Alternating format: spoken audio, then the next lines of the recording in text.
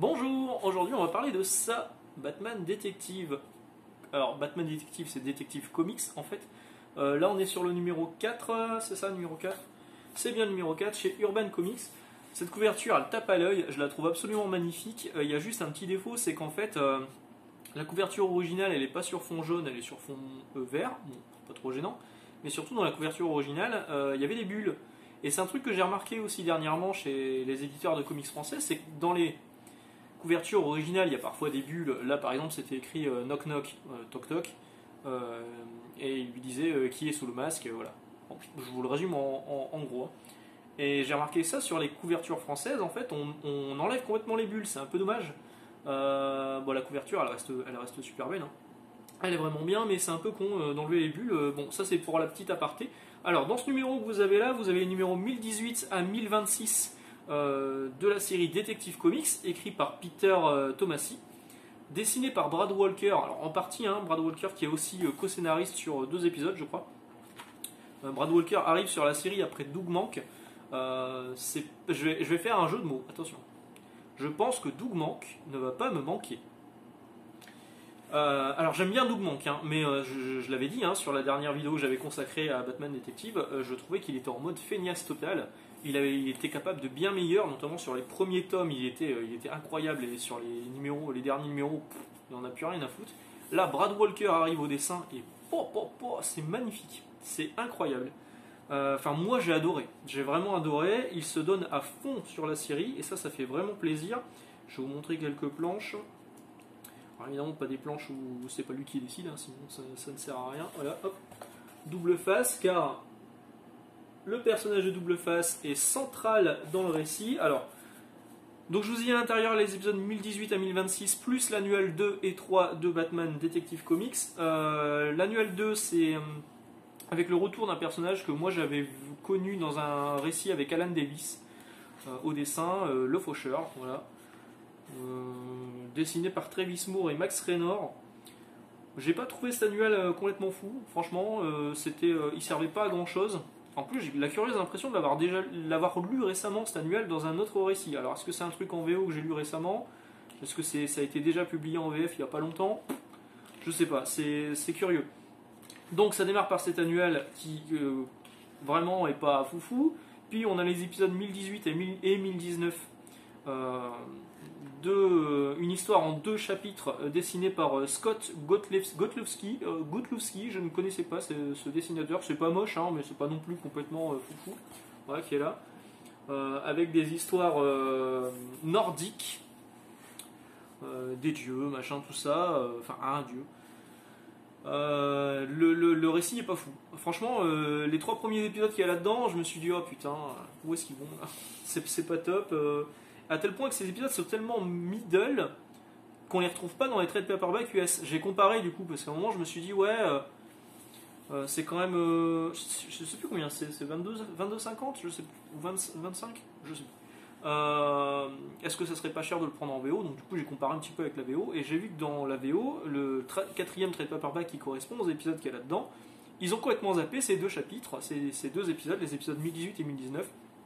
Parce que clairement, ils servent à rien. En fait, ils ne font pas avancer le récit, ils servent à que dalle. Ensuite, on arrive à l'épisode 1020, je crois que c'est 1020 du coup, où là, Brad Walker arrive. Je vais vérifier, parce que on ne sait jamais. Hop. C'est ça, c'est 1020. Donc Brad Walker arrive au dessin, et là, on se prend une claque sur claque.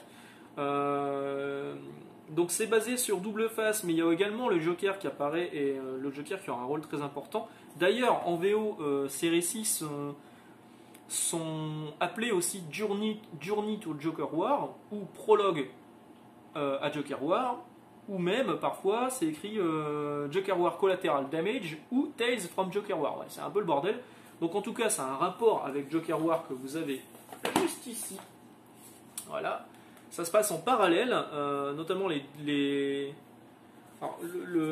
l'arc de Brad Walker, il est sur 5 épisodes, et sur les 2 derniers épisodes, ça a un vrai rapport avec Joker War. Donc il vaut mieux avoir lu Joker War avant, évidemment.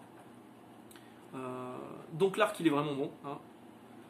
Le retour de Double Face. Il y a même un annuel en plein milieu qui s'intercale. Alors je sais pas trop à quoi sert cet annuel, à part présenter un personnage qui connaissait Alfred. Vous savez ce qui est arrivé à Alfred. Et surtout, le principal intérêt, c'est que c'est dessiné par... Merde, je vais pas le dire. Je l'ai noté en plus. Hein. C'est dessiné par Sumit Kumar. Voilà, Sumit Kumar de This Savage Shores chez iComics, que je recommande encore une fois. Très très bon. Donc des planches qui sont vraiment très sympas, mais un récit qui... Ça s'appelle... c'est un interlude. Eux, Urban le présente comme un interlude à l'histoire, mais ça apporte pas grand chose à l'histoire principale de ce volume. Alors, oui, il y a des planches qui sont belles. Des planches qui sont sympas. Voilà. Il y a parfois un côté Daniel Warren Johnson, je trouve, dans les planches de Sumit Kumar. Il y a même un récit juste à la fin. Alors, le dessinateur n'est pas crédité, mais je pense que c'est Eduardo Risso. Voilà. Dites-moi si je me trompe. Je me trompe. Mais il me semble que c'est Eduardo Risso. Brad Walker reprend la main juste derrière avec des planches qui sont juste trop cool. Voilà. Ce Batman là, son Batman il est vraiment classe avec ses yeux qui brillent. Vraiment, je trouve ça hyper beau. Donc le récit principal, donc le cœur du récit avec Double Face et le Joker, c'est vraiment ce qu'il y a de mieux dans ce volume. Et là, je recommande clairement ce volume pour ça. Vous n'êtes pas obligé d'avoir lu les volumes précédents de Batman Détective pour tout comprendre. Hein, c'est vraiment un parallèle à Joker War. Si vous avez lu Joker War et que vous voulez un petit peu creuser, vous pouvez prendre ce volume. En plus, vous allez vous régaler au niveau des dessins. Peter Tomasi au scénario, je trouve que il joue vraiment ce côté détective c'est détective comique, c'est pas Batman, plus que le côté action. Et c'est vraiment bien amené. Et je le verrai bien, moi, sur le titre principal de Batman. Mais bon, vous allez voir par la suite que ce sera pas le cas.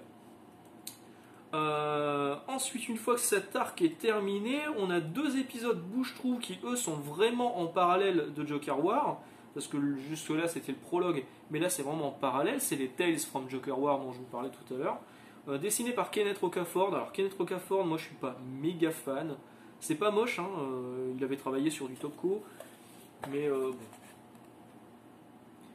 Je suis pas fan des dessins pas ancrés en fait. Vous voyez, hein, où c'est juste un layout où on met de la couleur dessus. Je suis pas méga fan de ce genre de pratique. Donc le premier récit, vous l'avez vu, vous l'avez peut-être pas vu, est en rapport avec Batwoman. Bon. Osef. Et le deuxième récit, c'est un peu Killer Croc et les Tortues Ninja, parce qu'il va y avoir des potes dont les origines rappellent énormément les Tortues Ninja. Et pareil, c'est complètement Osef. Donc les 2 derniers titres, les 2 derniers épisodes à l'intérieur de ce volume sont passables. Les 3 premiers sont très passables, mais alors les 5 au milieu, allez-y. Franchement, c'est top. C'est vraiment très bien. J'ai vraiment hâte de lire la suite. De Tomasi et Walker ensemble parce qu'ils font vraiment un boulot formidable dessus. Est-ce qu'il y avait des trucs que je voulais vous rajouter ? Non, ça je l'ai dit. Ah oui, alors les récits prennent leurs origines, il y a beaucoup de clins d'œil, il y a beaucoup de références à Batman de Scott Snyder avec la cour des hiboux, avec les Argos, avec même l'armure du Bat-Lapin. Il y a vraiment des trucs. Le Joker sans visage, à un moment on revoit ce Joker qui s'était arraché le visage et qui s'était recollé avec des agrafeuses et tout. Donc il y a vraiment un rapport avec le run de Snyder. Pour ça c'est vraiment pas mal. Donc je vous disais, oui, je suis pressé de lire la suite du run de Tomasi et Walker, sauf que Tomasi et Walker il s'arrête au numéro 1033, donc en gros il nous reste un volume 5 de Batman Détective en VF et on aura terminé avec le run de Tomasi. Parce que dès le numéro 1034, c'est Mariko Tamaki qui avait travaillé sur Wonder Woman et Harley Quinn Breaking Glass, et qui a eu un Eisner Award d'ailleurs, qui arrive au scénario et ce sera dessiné par Dan Mora. Alors Dan Mora, ok, je veux bien. C'est Once and Future, j'avais trouvé ça très très joli. Pourquoi pas, mais je suis quand même déçu de voir que Walker finalement sera resté que 12 épisodes, je crois. C'est dommage parce qu'on sent qu'il est à l'aise avec le personnage, il est à l'aise avec l'univers. Je sais que là il travaille sur un one shot basé sur Immortal Hulk. Je me demande si je vais pas l'acheter d'ailleurs en VO, alors que je contacte Astro City.